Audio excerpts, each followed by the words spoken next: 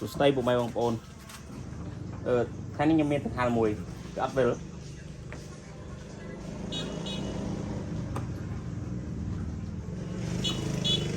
นี่ไปทำอะไรเป็นซอยเครื่องโจ๊กเป็นซอย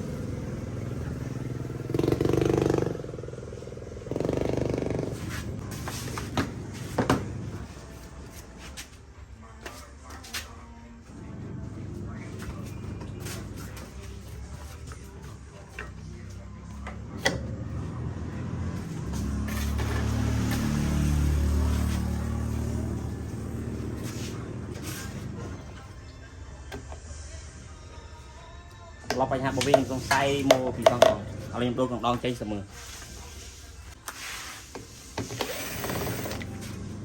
ชาวใจเซนมั้ง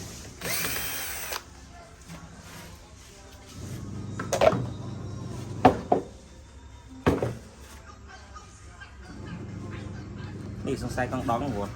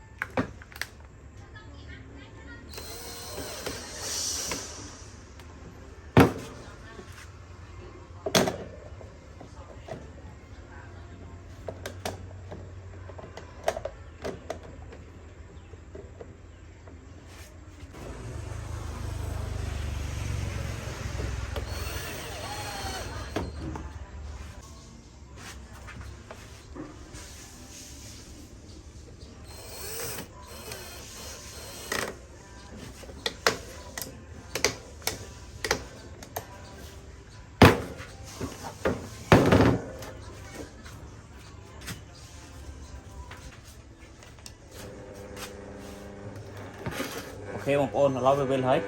จังยมเทมเปรย์เวียนติดมั้งทำไมไปทู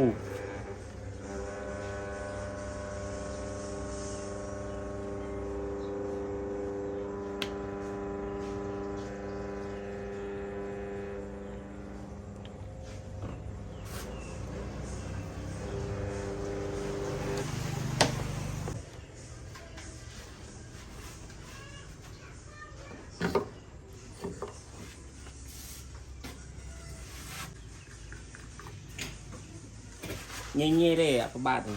แล้วยิงซามือเวียนตอนติดตัดเล็บโจมนะว้าว